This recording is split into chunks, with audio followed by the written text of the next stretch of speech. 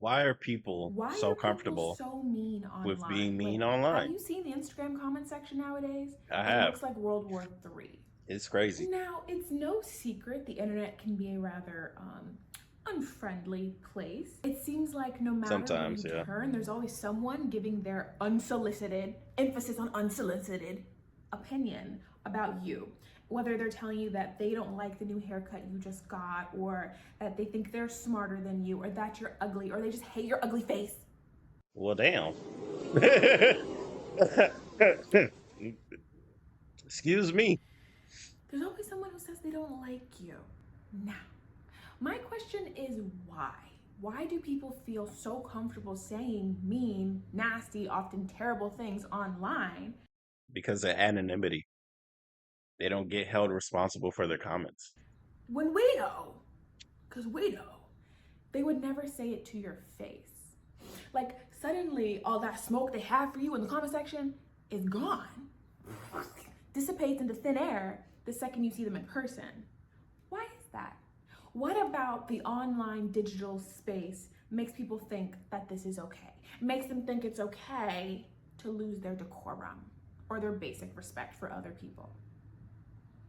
Now, obviously, the very easy answer is duh, people are behind a screen and there aren't really any repercussions to their actions. And also, misery just loves company.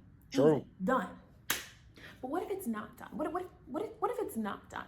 What if there's a deeper answer here? And I think there is, and that's what Okay, we're going to let's hear explore it. today. Because why do people break the social contract that we have once they enter a digital arena? Let's get into this. I think that's because it's like a different social contract online. And the different social contracts also depend on the different platform you're on, right? So YouTube comments normally pretty chill. The only ones are like someone saying, "Oh, you got something wrong," or grammar Nazi or whatever. You know what I'm saying? On Instagram, sometimes it's more like a personal attack, right? But then when you go on Facebook, the only negative stuff that I've seen on Facebook is like just someone complaining about something, right? But it's like the scale of I guess I would say like the scale of how vulgar the conversation turns is definitely dependent on just whatever side it is, right? So like people arguing on 4chan, it's not going to be same as people arguing on Instagram and especially on Facebook when everybody on Facebook has their real name and usually their real face on their profile picture. Psychological explanation, the sociological explanation, and maybe even a technological explanation. Okay. I just like saying logical, as you can tell. Because it's not very common that a random person would come up to you and tell you something rude on the street, but it is fairly common for that to happen in a comment section. And that's what I'm talking about. The people that are nice in real life, seemingly normal people, are mean online. Oh, brother, this guy stinks! In 2004, John Suler, who was a professor of psychology at Rider University, published The Online Disinhibition Effect. It's an article in Cyber Psychology and Behavior, which is a peer-reviewed scientific journal. So Okay. basically what I'm saying is that these is facts, okay? Okay. Well, I mean, it's peer reviewed, yeah. So the text explores why people say and do things online that they otherwise would not do in real life. It lists 6 factors that contribute to this phenomenon, but I really want to focus on 4. The first concept that came to mind, that really stood out to me, was this idea of dissociative anonymity. What does that mean, Ashara? I'll tell you. Thanks for asking. It is the degree to which an individual perceives that they can hide or change their true identity in an online environment. In other words, being anonymous emboldens people to behave in a way that they wouldn't normally. That's Yep. probably why so many of these comments come from what I call dummy accounts. It's these accounts that have almost no followers. It's a fake profile photo, oftentimes of like an inanimate object, an inanimate object, enunciate, object like a truck or a car or the American flag. They're usually not following anybody else, and they've got no posts or they're on private. Basically, no face, no case. That's what I'm trying to get at. This is something that I think about all the time. Like when I'm out in real life and I just see random people walking around doing what Uh, they do, minding their own business. uh, Which one of them has a fake account that they log into at night and they get on, they type these terrible things and they go out in public like I ain't gonna lie, that's a little insane that you think that. Or like, are you just wondering, like, oh, who has a fake account? Who has a dummy account? That's a little strange, but hey, to each his own. they're a normal person, like they're a nice person? Who are these people?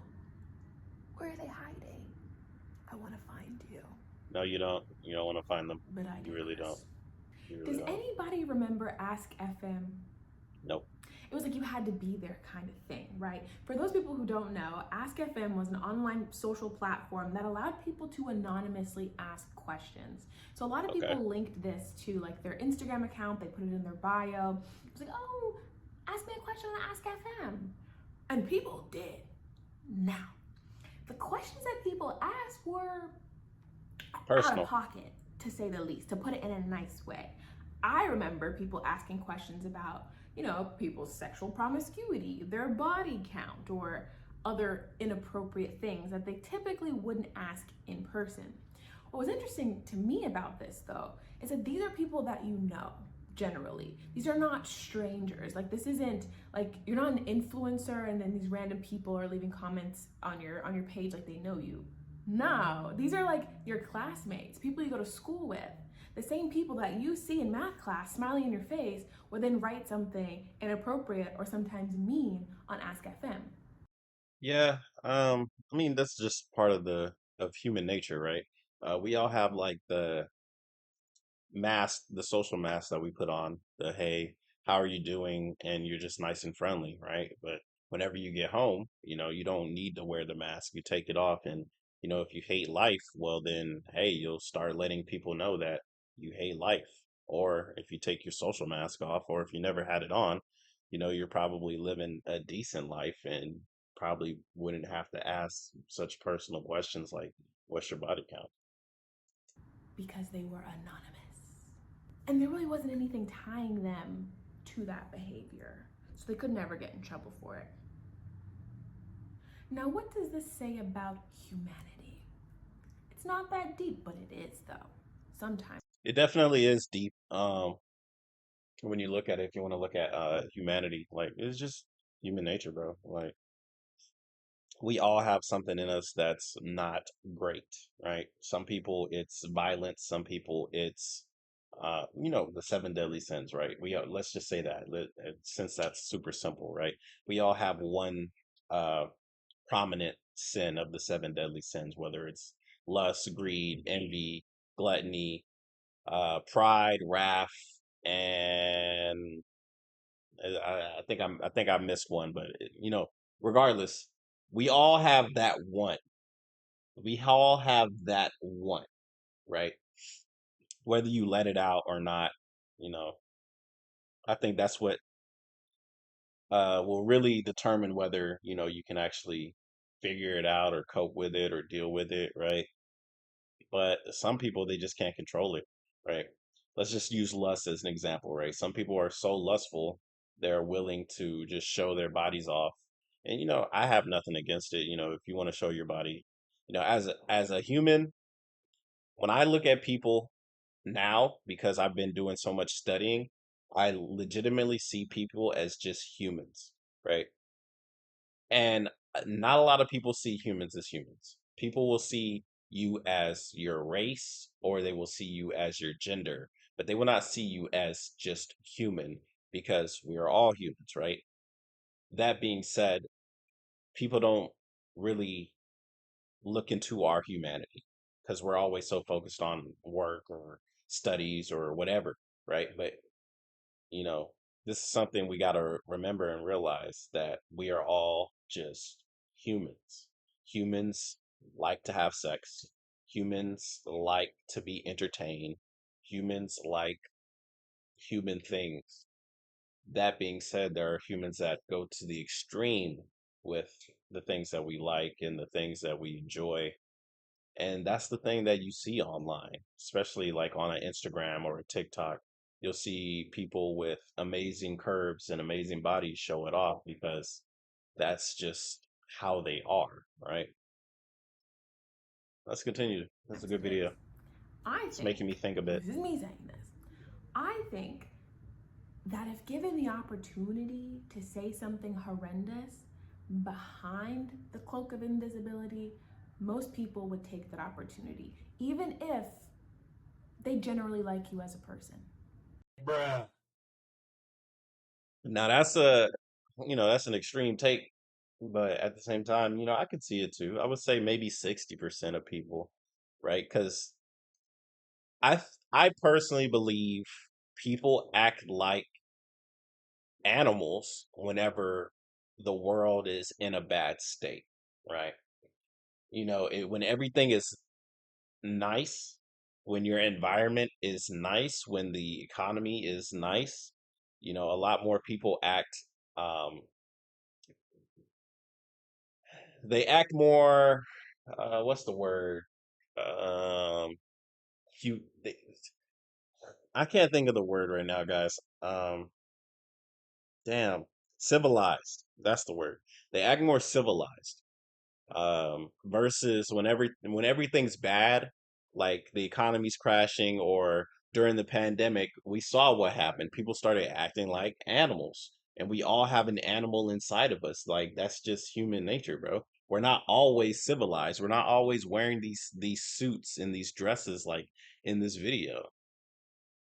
Some people legitimately just they they indulge their primal urges more. I think that's the best way I can say it. Their primal urges, right? What are the primal urges like sex, um, eating, uh, just anything primal, bro. Anything that's just, hey, I want to do it because it'll make me feel good. Something to give you a dopamine boost.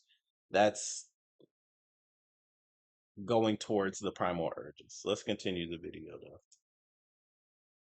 Another principle that Suler posited was the idea of dissociative imagination, the degree to which an individual perceives the W online transition, environment as an imaginary world that has no connection to reality. which isn't I true. find this one so That's not true. interesting because it's the idea that the online or digital world It's just separate. isn't real.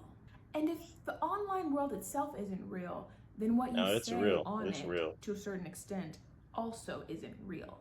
Not true. Meaning, words can't have a tangible effect if the environment in which they're said are not connected to reality. But that's not true. Right, yeah, I get it. I get what she's saying, man. It's like there are people that legitimately think like the internet is not real. I used to be one of those people as well. I'd be like, ah man, the internet's not real. Ah man, just turn the internet off, bro. Don't worry about it, bro. If somebody's like leaving mean comments on Facebook, whatever, delete Facebook, bro. You're good. Like, but in all reality, that's just not true. Everything we do and say does have a positive and negative effect on the reality that we live in. Like even me making this video, right? So sorry, this is my first time watching. So Ashara, this is the first time I've seen Ashara, right? So Ashara's made this video. 2,000 people, 2,400 people liked her video. They physically clicked the like button because they enjoy what she had to say, right? I am making a reaction to her video, right? I'm mostly agreeing with what she has to say, and I like the way she's presenting it. Um, but in turn, her making this video has me making a video. My video is going to get seen by people as well, and it's going to spread the conversation, right? This current conversation is why are people comfortable with being mean online, right? That's the conversation we're having. Ashara's having it. I'm having it with Ashara's ghost, basically, because she's already uploaded a video. Now, Ashara, hey, if she does see this video, she can form her own opinions about how I thought about her video, which continues the conversation. Now, if Ashara makes another video about my video, about the topic at hand, that makes it even bigger. Now, imagine if those 2,000 people also decided to chime in with their own opinion besides just clicking the like button. They leave a comment talking about it as well, and say the video gets shared to different platforms, and the conversation becomes even louder, right? The conversation becomes louder and louder and louder till everybody is talking about it. All that stemmed from was online, just a video, and it changes the way people have the conversation. So yeah, everything we do online, 100% has an effect. It just depends on everybody else to see how far that effect goes. Let's continue. The online persona that you create doesn't have to abide by the social contracts that we do in real life, because that environment, the online one, isn't real life. When I say social contract, I mean the implicit rules that we all have adopted and agreed to abide by for the collective good. It oftentimes requires us to relinquish some of our own individual rights True, for the collective peace. For true. example, if you're walking outside on a busy street and you're talking rather loudly so your friend can hear you, the second that you walk inside a quiet coffee shop, you're not going to continue to speak at the volume you were outside. Instead, you're going to lower your tone. Why? Because you're inside and everybody else is quiet, so you're going to be quiet so as not to disrupt the peace. Yep, It's not required or legally required for you to lower your tone, but you've adopted that. That is a social contract within that space. So you're true. relinquishing your right to talk loudly in order for everyone to live in harmony in that environment. Do you see what I'm saying? Yeah, Am I I just got speaking you. a lot of gibberish? No, It'll you're make sense. good, It'll bro. make sense. Yeah, another example of that is I personally like being naked, but when I turn on the video, put a shirt on. Social contract, just like that. I enjoy my body. That doesn't mean people will enjoy the people won't enjoy the conversation if I was shirtless. Even though technically speaking, it shouldn't matter. Why do we wear clothing? There's actual benefits of wearing clothing, but what is the social reason why we wear clothing? Why aren't we naked? Right? I'm sure there's a deeper conversation in that topic as well, but that was just like something of some food for thought, basically. Let's continue. Example number two. Let's say in that coffee shop, you overhear a random stranger talking about a new haircut that they just got, and they love it. They're so excited about it. And so you're curious. You look and you see, and you decide it doesn't really suit them. Maybe they've got a very long eye letter shaped face, and maybe the haircut is very O shaped, and it just makes them look like Edna Mode, but not in a fashionable way. Sure, what have you. You would not then go up to that stranger and tell them that you think they look hideous, because that's rude. It also goes against the social contracts that we've been taught to mind your own business. I'm gonna show you something. Watch this, watch this.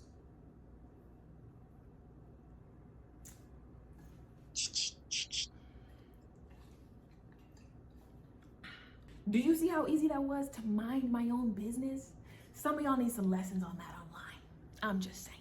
Now, these social contracts that I'm talking about seem to lose their merit or their value whenever we enter a digital space. So, what is normal for IRL is now no longer normal for the digital, Yeah. because the digital isn't real. Now, we can No, well, debate all day. I mean, it's not that the digital isn't real. I think honestly, it's more. Have you heard of the term "when in Rome, do as the Romans do"? I think it's like that. So let's take this as a simple example, right? So in my neighborhood, the speed limit is damn American. So let's say it's 20 miles per hour, even though it's not because I don't live in America, right? So it's 20 miles per hour, but everybody that drives on the street, they're going 30 because 20 is too slow. Now, is the speed limit still 20 even though the sign says it, or is it 30 because legitimately everybody in the neighborhood goes 30? Well, obviously it's 30. Yeah, legally it's 20, but if everybody's going 30, you go at the speed that everybody else is going.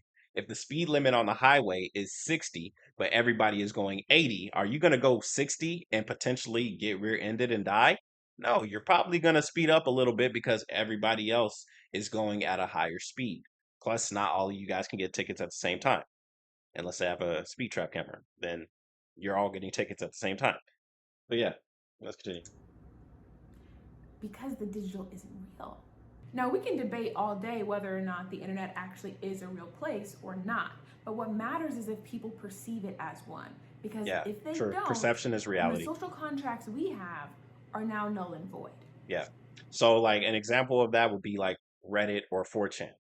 They are so loose on the, well, I guess their rules have tightened up a bit on Reddit. I don't know about 4chan because I'm never on there, right? Um, but I watch these videos from 4chan and see the things that they say, and I'm like, damn, that's crazy. I couldn't imagine that on Facebook, right? The contract on 4chan is not the same as on Facebook, and the one on Facebook is similar to the one in our normal reality. At the same time, it's still different because it's still an online site. But like she said, yeah, perception is reality, man. It doesn't really matter how it really is. What everybody thinks is how it is, that's how it is, which is the scary part because perception is reality when it comes to anything in life. So if you have a friend of the opposite gender and you guys are strictly just friends, if everybody else thinks you two are fucking, well, then shit, y'all might as well be because everybody thinks you are. Perception is reality. Online. That was implied. I hope you got that. Third thing that I picked up from Schuler She's funny. the minimization of authority. The degree to which an individual perceives the absent or diminishing influence of real life authority figures in the online environment. This is a low risk The cyber activity. police. There's no online police threatening to put people in jail for being a troll. The cyber There's no police. boss, no manager, no internet overlord that you have to answer to. Well, I wouldn't say that. Oh, I would not say that. That is There's no not true. authority figure. There's very little consequence for the online troll, and for that, they troll more because they can get away with it. Now, that's not to say that some people don't get away with it. There have been plenty of times where people say or do terrible things online and then they get doxxed, meaning that their real identity is revealed to people online and then they face repercussions. Sometimes people get fired, sometimes people don't get into the school that they wanted to get into, their acceptances are rescinded, and so on. So there can be some accountability, but oftentimes there just isn't. And the fourth principle that I'm taking from Schuler is solipsistic introjection. I said that so well. It took one take. I would like to point that out. Nice. Pat myself on the back. It's the degree What to the which a hell? person perceives a voice of someone else in their mind in online communication. Basically, this gives They're room for crazy. people to create their own mental image They of think what they're they think Sasuke. someone looks and sounds like, and it allows them to project their own bias onto that person. This concept mainly applies to people who argue with each other in somebody else's comment section, mainly because if you're watching somebody's video, you're looking at their post, you already know what they look like and how they sound. And so when you're arguing with a commenter, you're making it up as you go. Basically, they're perceiving something as more negative and opposing than it actually is. And in the process, they're just stoking fires. So those are Schuler's points that I agree with. If you want to look at the other two, feel free to check it out and let me know what you think. I'm in the distance. Now, for those people that are nice IRL but mean online, there has got to That's be crazy. like an immense amount of cognitive dissonance, right? At least I imagine there would be. Because clearly they abide by a moral code in their personal lives, but then they have to do some sort of mental gymnastics. It's okay for me to be mean to these people because they're on the left or they're on the right. Yeah, you give them an identity and you make them a villain. And some people they even take it to the real life. It's like, "Oh, you met somebody and then as soon as you find out what like their like what where they land at on the political spectrum if it's the opposite of yours, it's like you immediately have disrespect towards that person. Yeah, but people take that seriously online, offline. I honestly don't know, bro. Like to be honest, when I meet people, if we talk about politics, it is what it is for me personally. Like, but others, they stand on that shit like if it's a sports team. when it comes to being online. So, cognitive dissonance is the discomfort that someone feels when their behavior and their values misalign. This contradiction is a process of mental stress.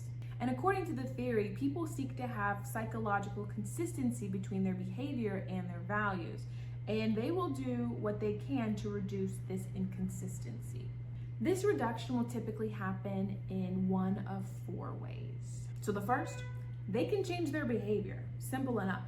I won't post any mean comments. They go from posting the comments to not posting the comments. Very straightforward. Number two, they justify the behavior or cognition by changing the conflicting cognition.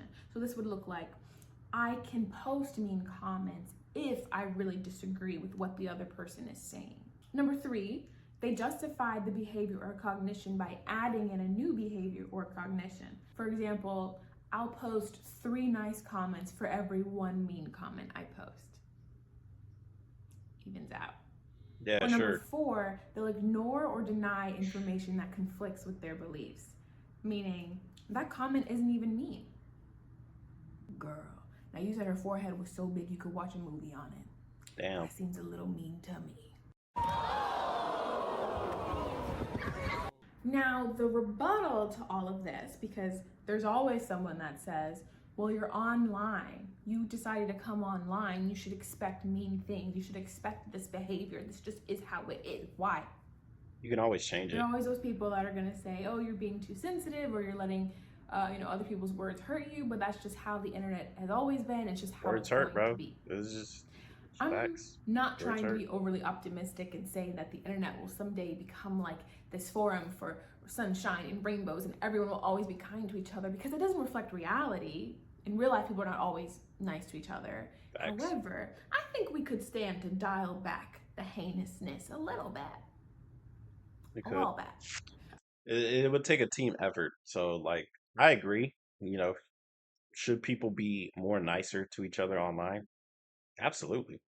If more people were nice to each other online, more people will be nice to each other in real life. And more people are nicer to each other, better things will happen. Like, yeah, it's just, I mean, it's simple, but at the same time, you know, sometimes you don't want to be nice. Sometimes shit happens and you're not having a good day, you're not having a good mood, and then somebody says something to you and then it just like explodes, right? It's part of life, man. I will acknowledge that being online does open you up to criticism. You just have True. an audience now. Before, it was just you in your bedroom or you in your tiny studio apartment, and now it's you in front of the world. I True. understand that. But that doesn't mean people should lose the respect they have IRL once they cross the digital threshold. That is what I'm getting at here. Well, that's the hard one because, you know, respect is something that's earned, not just necessarily given, but like a baseline, you know, the baseline form of respect that everybody gets. Like whenever you meet somebody for the first time, you're not immediately mean to them unless you're just a mean person, right? So, yeah, there's definitely that, but also the internet has a track record for everybody, right? So, you know, before somebody even has to leave a comment on your video, they could just check all your other videos or they could read all the other comments. And that will help them form an opinion on you before they even have to personally interact with you or your content. And I am not saying that people should not have the freedom of speech, because I know someone's going to bring that up. Oh, Freedom of people should speech? censor themselves and they shouldn't have the freedom of speech. No. Freedom I'm of saying use your speech? brain. If you wouldn't say it in real life, why would you say it online? That's cowardly behavior. Oh, yeah. Okay, well, I made this video basically for... Fun? What did I make it for? Just to make it. I made this video Just to make show it. my friends and my family that I could do it. I've been saying that I wanted to make a video like this for ages, and I'm finally doing it, so here it is. Oh, okay, if you cool. got to the end of this, thank you. You a real one. Yeah, I'm a real one. You're a real one. Oh, And I yeah. want you to know that. I appreciate think it. I'll probably make another one of these on a different topic. Oh, yeah. Okay. I'll check it out. Thanks so much. This was for 2 weeks watching. ago. Yeah, I'll be sure to check it out. I'll hit the sub. Let's help. What do I do? I'm not a YouTuber. What do I do? Well, you are now. Welcome. Let's get Ashara to 1,000 so she can start making money on her content because it's not bad. Best 5 excuses to get out of plans. Oh shit. I might have to check that out. All right. Well, that's the video. Hope you guys enjoyed. I'll see you guys on the next one. It was a great conversation. It's definitely, something to think about. Like, why are people more mean online? Obviously it's anonymity. Um, should we change it to be more positive? I definitely personally would love to see that, but some people want to watch the world burn, and I'm aware of that. And it just is what it is. All right. I'll see you guys on the next one. Bye bye.